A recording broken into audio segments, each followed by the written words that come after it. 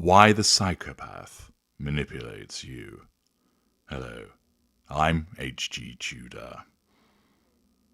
Why does the psychopath manipulate you? Why are psychopaths manipulative? There are essentially two reasons why the psychopath manipulates people. The first relates to the achievement of a goal. Whether this is causing you to put your life savings into a dodgy property investment, whether it is to persuade you to sleep with the psychopath, whether it is to persuade you to engage in criminal activity on the part of the psychopath, whether it is to cause an individual to do something that the psychopath wants, which initially may be against their will, may be against their better judgment. Whatever it might be, the manipulation is utilized to enable the psychopath to get to their goal, because psychopaths are goal-orientated. The goal will vary dependent upon the nature of the psychopath linked to their higher executive function, their intelligence, and the range of manipulations that are part of their suite of operations, if I can describe it as such. Thus, for some, their goals may be quite base. It might be, for instance, having somewhere to stay for the night, or being able to obtain some transport. For others, the goal may well be huge personal enrichment. It might be achieving political office. It might be taking over a rival business. It might be rejecting a takeover attempt by a rival business. As I've made mention before, Hollywood and other creators of fiction like to portray the psychopath as a chainsaw-wielding nutjob running down hotel corridors trying to chop your head off. Whilst psychopaths can and are violent, many of them are not, and you're more likely to come across the metaphorical blood on the boardroom carpet as opposed to a bloody stained hotel hallway. Accordingly, the first reason why the psychopath manipulates is to get to that goal. The second is because they can. This links into the nature of the psychopath and the impulsiveness, whereby it's like a nagging itch, and people are there to be played with. The games are always there to be played. You will find in certain instances where a psychopath is asked why they did something, and all they can offer is, because I could. And that actually is an honest response. Certain psychopaths are able to recognize their what would be described as deviant behaviour. They have insight, and they are able to explain, I did it because I needed to get this person out of the way, because they were stopping my takeover of Wanky Trousers Incorporated. They will freely admit it in the appropriate circumstances, because the psychopath doesn't need to project a false self in the way that the narcissist does, but simply is. The psychopath rather, makes a decision as to whether they will tell you the truth of their actions or not, because in certain instances, telling you the truth is simply them. This is why it happened. I've no reason to dress it up. Remember, unlike the narcissist, the psychopath is not seeking fuel, isn't looking for character traits. You might say that the achievement of a goal is a residual benefit, and whilst the psychopath does need to have control, it isn't the near constant need that the narcissist has. Which means that the psychopath can have instances of telling you precisely what they did. This is why certain psychopaths will say in a very much matter-of-fact manner what they have done, because there is no need to dress it up as anything else. And it is part of the manipulation to just explain, this is what has happened. I did it because I can. I manipulated this person because I have that ability to do so, and I'm being honest in telling you that. That's why, for instance, when you saw, and many of you have watched my analysis of Virginia McCulloch, who murdered her father and her mother and lived with their dead bodies for 4 years, the matter-of-fact way that she explained where the bodies were, as if she was talking about a recipe for making chili con carne. Her psychopathy meant that she could be honest, because she could kill them, so she did. Of course, there was a goal in relation to her behaviour also, but in some instances, there is the dual purpose of why the psychopath has manipulated somebody. One, it enables them to achieve a goal, and two, well, because I can, because they presented themselves. Thus, those are the two fundamental reasons why a psychopath manipulates. And there is a distinction to be drawn with the pure narcissist, whereby, even where a pure narcissist utilizes the truth, it is still a manipulation, because they are not telling the truth for the truth's sake. They're telling the truth for the purposes of getting to the prime aims. Whereas a psychopath can tell you the truth because they're just telling you the truth. Because the psychopath is just being who they are. They are what you see. They don't have a construct in the way that the narcissist does. And thus that allows the psychopath to say, this is what happened.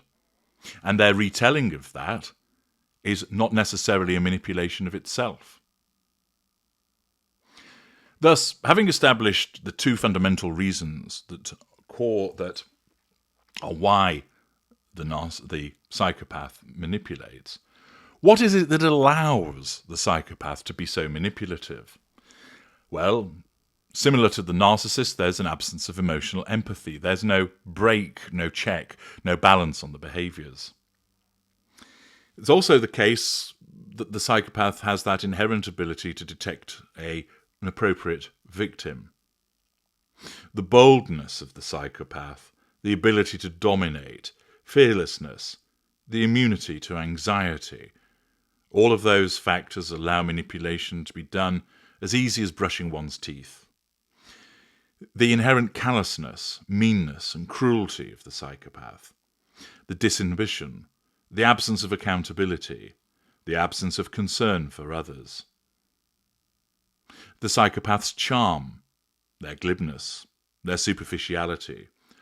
All of these factors enable the psychopath to be manipulative.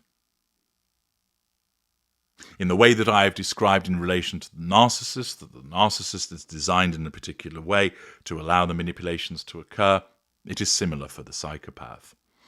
In the way that the giraffe has evolved with a very long neck and long legs so it can reach the highest of the foliage, the psychopath has been created, exists so that they can achieve goals and act in the way that they do to manipulate people as effectively as possible by having certain characteristics and not having others.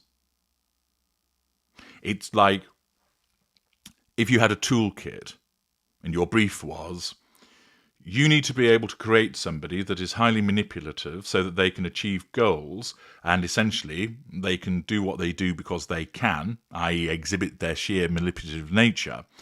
Go for it. So you think, right, emotional empathy, throw that in the bin. Sense of accountability, throw that in the bin. Boldness, right, we'll weld that into there. Callousness, meanness, cruelty, yep, they can all go in there. Let's get them under the bonnet. What about honesty and decency? Certainly don't need decency. Honesty, we could put a little bit of that in there, but it's not going to be relied on too much. Let's have an abundance of charm. Let's chuck in some glibness and superficiality. Lovely. What about anxiety? No, we'll have immunity to anxiety. What about fear? That's not going to be helpful. Let's have fearlessness instead. And thus, you create that individual that is best designed to be manipulative. What drives the psychopath to be manipulative? As I've explained separately, in relation to the narcissist, the drivers are a victim mentality, and in the presence of heated or cold-ignited fury. The psychopath doesn't have a victim mentality. They might adopt one in order to be manipulative, but there isn't an inherent victim mentality. Instead, what the psychopath has is high impression management, which means that there is the reinforcement of the superiority of the psychopath in terms of the way that they see themselves. So, for instance, the psychopathy causes the psychopath to see themselves as resilient, to see themselves as possessing fortitude. That high impression management is an inherent part of their psychopathy to cause us to view ourselves in that way. Others, having a differing perspective, would see that resilience and would see that fortitude as actually being uncaring, insensitive, unsympathetic to others. But the psychopath doesn't see themselves that way. They will understand that other people might see themselves in that view, but will see themselves, because of this high impression management, as possessing resilience, of being charming, of having fortitude, of having an indefatigable spirit to achieve. Accordingly, this high impression management drives the psychopath to pursue the manipulations in relation to I simply can manipulate and or to achieve a goal. As you would expect, as I've touched on in other videos, the need for stimulation is a substantial driver. Achieving the goal gives focus and something to stimulate the psychopath, and also is very much behind the, well, I hadn't anything better to do, so I thought it would be amusing to set fire to this dog to see what it sounded like when it was aflame.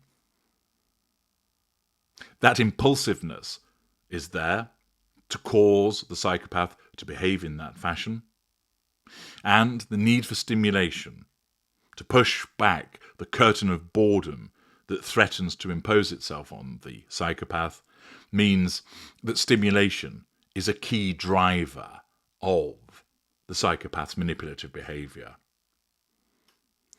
Hyperfocus is also a driver. Not seen in every single psychopath, but more often with those with a higher executive function and greater intelligence, this hyperfocus enables the psychopath to focus on the outcome that they require, and to do so with such a laser-like intensity. So, for instance, it might be wanting to save the life of a patient because of the surgeon is a psychopath, which causes him to manipulate those around him to ensure that they are perhaps intimidated into working harder and for longer to ensure that the patient is saved. And thus, the psychopath achieves that goal, and it reinforces the high impression management also. Thus, the drivers of the manipulative nature of the psychopath are high impression management, the need for stimulation, and hyperfocus. What is a manipulation with a psychopath? Well, they're similar in nature to the narcissist. The psychopath will use physical violence as a manipulation, flattery, bribery, deflection. They'll engage in promised gain. Many of the manipulations that are described in relation to the narcissist will also be utilized by the psychopath. However, as I mentioned earlier on, not everything that the psychopath does is a manipulation. The psychopath can engage with somebody else simply for the sake of the engagement. Thus, they could have a conversation with somebody which they find stimulating, thus it serves a purpose to them, but they don't need to be manipulative in the course of their activity to achieve that stimulation. The person is talking and is interesting. That stimulates the psychopath, which is why they engage with them. Often, the psychopath will be manipulative in order to get to the relevant goal, to achieve that stimulation, to avoid the boredom, because that state of affairs is always threatening to make life boring and problematic for the psychopath.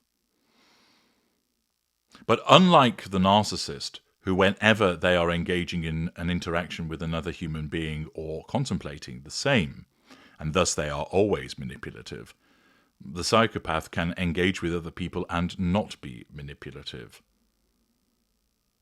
They can engage in an act because it's an act of itself.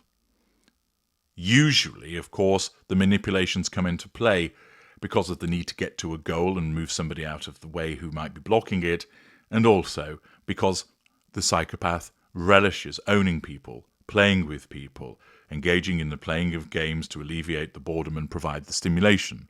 As I mentioned in another video, people are stimulants. But a person can also be a stimulant without being manipulated. So there are occasions where the psychopath will engage with somebody in a non-manipulative manner. Please ensure you like this video, that you share it, and if you have not done so already, make sure you subscribe and turn on the notifications bell. I'm HG Tudor. Thank you for listening.